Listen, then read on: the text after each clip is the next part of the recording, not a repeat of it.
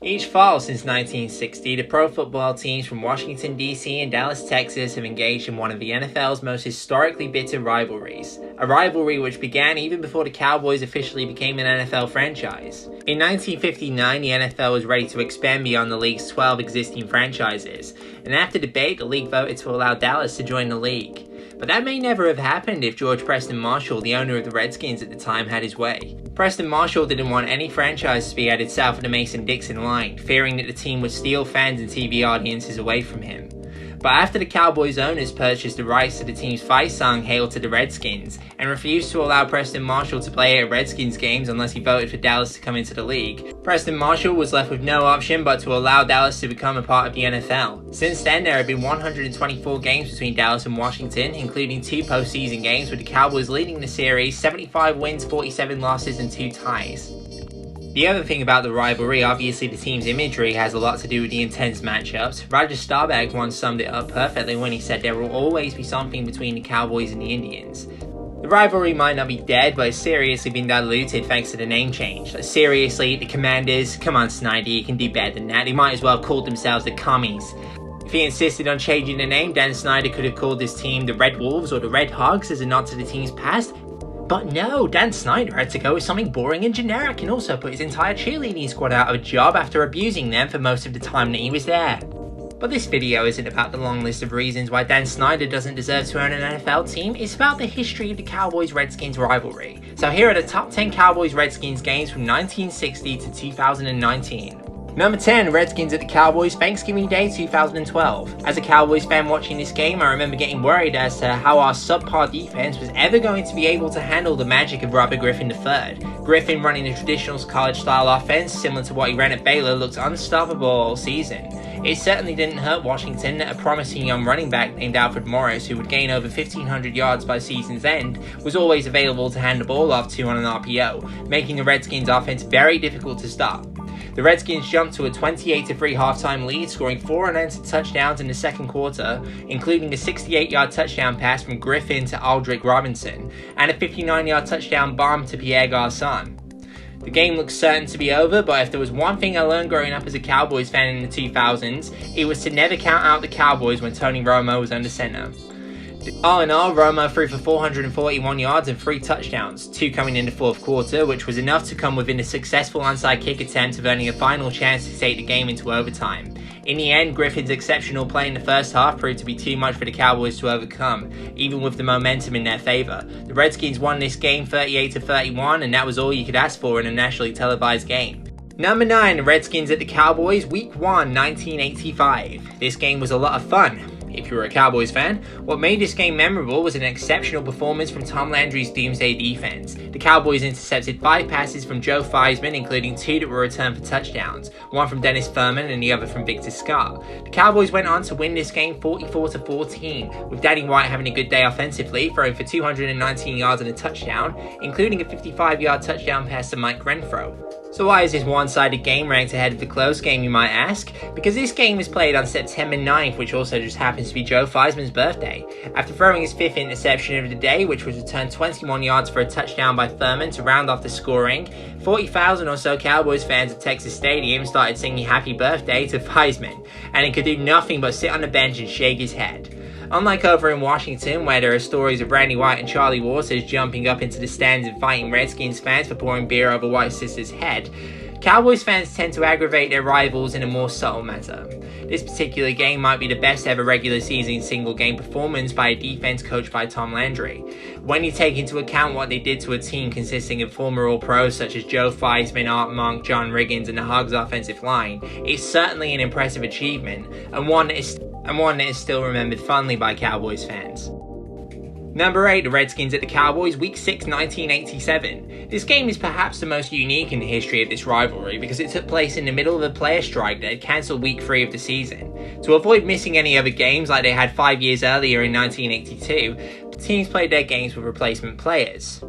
Some of you younger fans might not remember this, but you might remember in 2011 when there was a referee strike. So regular people, school teachers, delivery drivers, retail workers, off-duty firemen and such, officiated NFL games. Imagine the same thing but with the players instead of the refs. Replacement players were regular working class people who were asked to play in the NFL for approximately a month. These players weren't terrible, they were just nowhere near as good as the NFL players which usually played. A lot of them were NFL rejects from other teams and most of them had played college football. The professional coaches were still on the sidelines, however, and they had to teach the replacement players what they could from their playbooks and get them in shape to play in an NFL game in a very short period of time, which makes this game even more remarkable. The Cowboys were fortunate enough to have some of their starters return early. Amongst the starting players were Randy White, Tony Dorsett, and Danny White. None of the Redskins starters had returned by this point. The money line in this game was 8 points, so you would have gotten exceptionally good odds for Joe Gibbs' team as Scabs, as they were named that season, to beat Tom Landry's team, which consisted of mostly amateurs, but also had Danny White and Tony Dorsett in the lineup.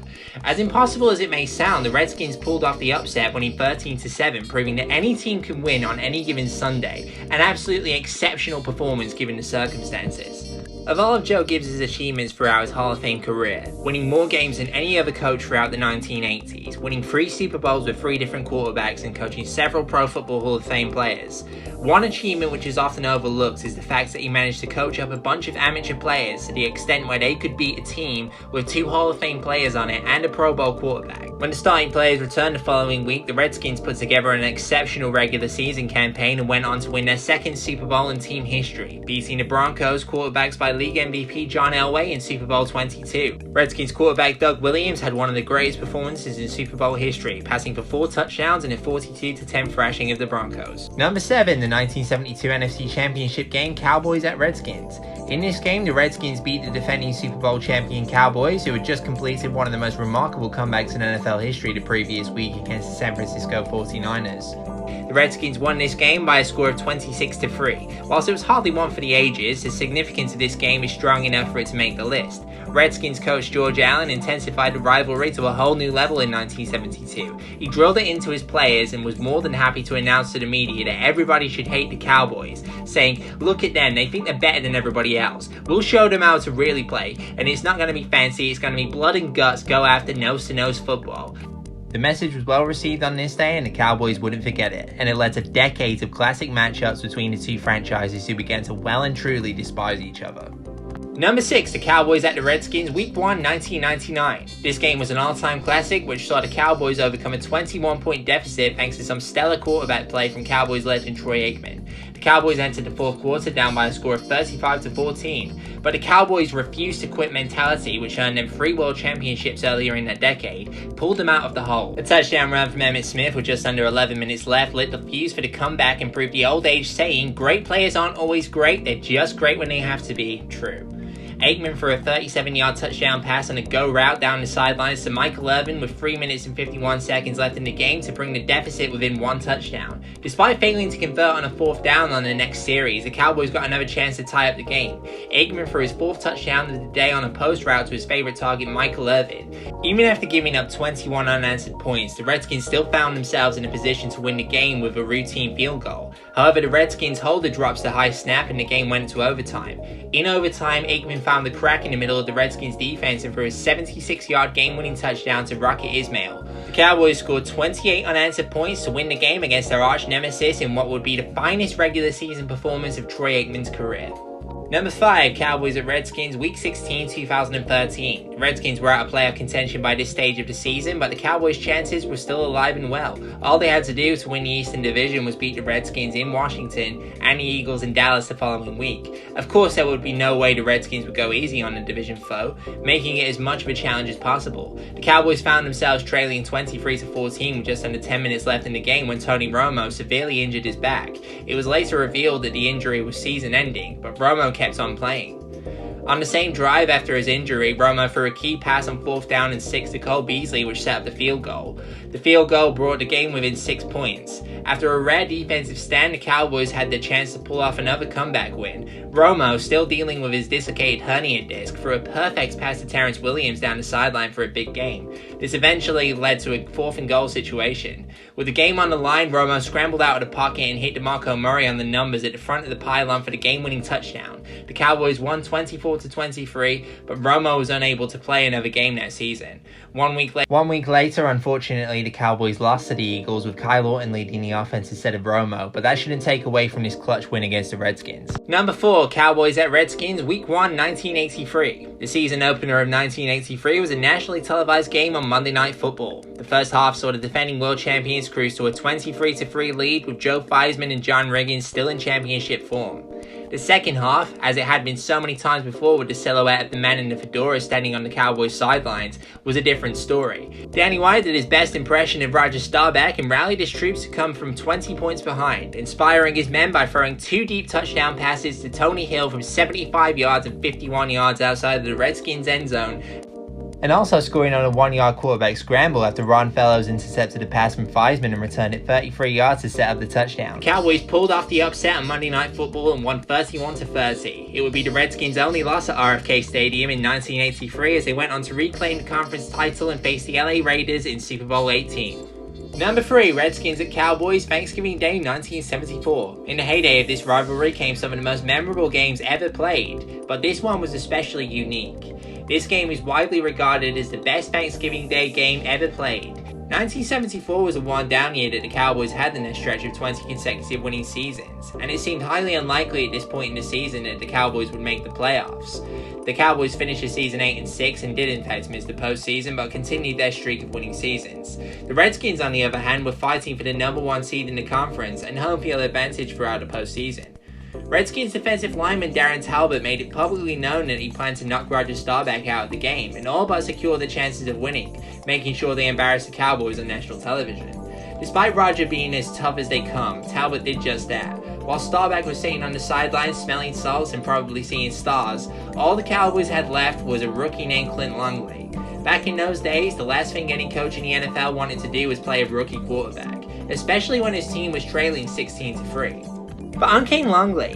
Longley was known as the Mad Bomber thanks to accidentally hitting a radio tower at Cowboys training camp that summer. But suddenly the Mad Bomber started ripping the Skins secondary apart. Longley said in an interview, "I was confident, I felt like if there was somebody open I could hit him." Longley did just that, throwing a 35-yard touchdown pass to Billy Joe Dupree in the third quarter to make the score 16-10. Then after leading a drive down to the 1-yard line, Walt Garrison punched in a touchdown to take the lead at 17-16. But the lead was short-lived when the Cowboys' former Pro Bowler Dwayne Thomas scored a touchdown for the Redskins in the 4th to make the score 23-17 in favor of Washington. Down by 6 with only 28 seconds remaining in the game, you'd think Cowboys fans would be wishing that Roger Staubach was taking the snaps. Staubach stated that he summoned the strength to stand up late in the game and asked Landry to play, but since Longley was having a good game, Landry looked at him like he was insane and decided to stick with the rookie. Longley on this particular day played just as well as Staubach. Historically, Redskins teams under George Allen actually played worse against backup quarterbacks than the starting quarterbacks because they studied the starter all week long. And when a backup came in, even if he was nowhere near as good, they didn't really know what to expect, so perhaps that's why Longley has such a good game on this particular day. On a play that 1 year later would become the inspiration for the original Hail Mary pass, Longley threw a 50-yard touchdown pass down the left-hand sideline and Cowboys legend Drew Pearson gained several yards of separation from his man to catch a game winner inside the 15-yard line and take it into the end zone for the game winner. After crossing the goal line, Pearson threw up his arms in the air, spikes the ball, and the crowd went wild. The Cowboys won the game 24-23.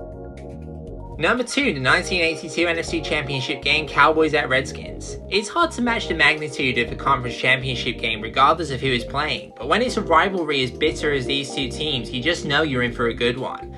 After the Redskins beat the Vikings in the divisional round of the playoffs, their fans erupted. They started chanting and stomping on the ground so loud that RFK Stadium rattled. It shook so much that if an earthquake had hit Washington, the fans would be none the wiser. "We want Dallas," they repeatedly chanted, and Dallas they got. The Redskins' offensive line played the game of their lives against the great Cowboys front seven featuring the likes of Randy White, Jethro Pugh, and Ed Too Tall Jones. The Hogs paved the way for John Riggins to gain 140 yards and 2 touchdowns. Up by 11 points, Washington defensive lineman Dexter Manley sacks Cowboys quarterback Danny White and knocks him out for the remainder of the game. But as many Redskins fans who remember the Thanksgiving Day game of 1974 knew, that doesn't automatically equate to the taste of sweet victory. Gary Hogeboom stepped in to replace White and immediately led the Cowboys down the field. He caps off the drive with a 23-yard touchdown pass to Butch Johnson, pulling the game back within 4 points. Theismann was asked how he felt when Hogeboom stepped in and put pressure on the Redskins. He said, "I thought, my God, that's not Gary Hogeboom, that's Roger Staubach in Gary Hogeboom's uniform." The Redskins drove down the field and 1982 NFL MVP Mark Moseley kicked a field goal to make the score 24-17. Hogeboom had the opportunity to prove Theismann right and drive down the field and tie the game. Hogeboom did throw a game-winning touchdown pass on that day, but it wasn't to a Cowboys teammate. The pass was to Redskins defender Darryl Grant, who returned the interception for a touchdown to seal the game. The interception took the Redskins to their first of 4 Super Bowl appearances in the 1980s under head coach Joe Gibbs. Meanwhile, this would be the last championship game that Tom Landry would coach in. A shame, but he did have a good run coaching in 12 during his time in Dallas. Number 1. Redskins at Cowboys Week 16, 1979. This game wasn't just the best Cowboys-Redskins game ever played, it was one of the best games in NFL history, and it's in the running for the greatest regular season finale of all time. The winner of this game would win the NFC East crown and earn home field advantage throughout the playoffs. This was also the last regular season game of Roger Staubach's career, and what a way to finish it. Theismann, Riggins, and the Redskins jumped to a 17-0 lead, making the Doomsday defense look ordinary. The Cowboys were missing their star running back Tony Dorsett on offense, and their Hall of Fame receiver Drew Pearson was playing with a hyperextended knee, pretty much making him a non-factor for the Redskins defense to worry about. On the other side of the ball, their All-Pro safety Charlie Waters, who was in the broadcasting booth with Brad Schramm on this day, had briefly retired.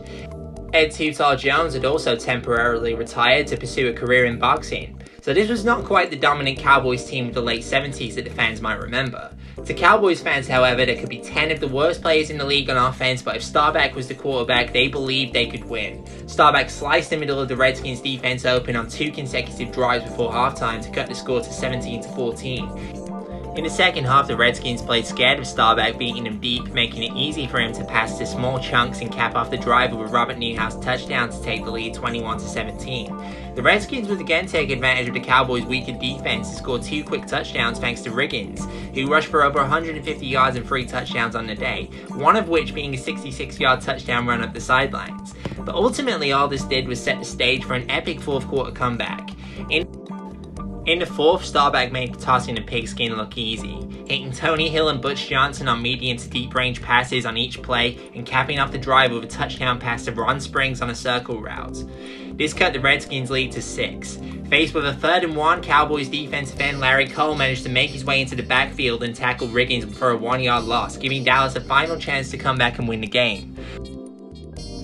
With the division title hanging in the balance, Staubach was flawless. On the drive, he led the Cowboys to the 8-yard line. With 39 seconds left in the game, Staubach lobbed a fade ball up to Tony Hill, who caught the ball in stride. Charlie Waters was up in the booth going bonkers, saying, "You gotta love him, you gotta love the Cowboys. They're the most exciting team in the NFL." Absolutely right, Charlie. What a time to have been alive that must have been for Cowboys fans.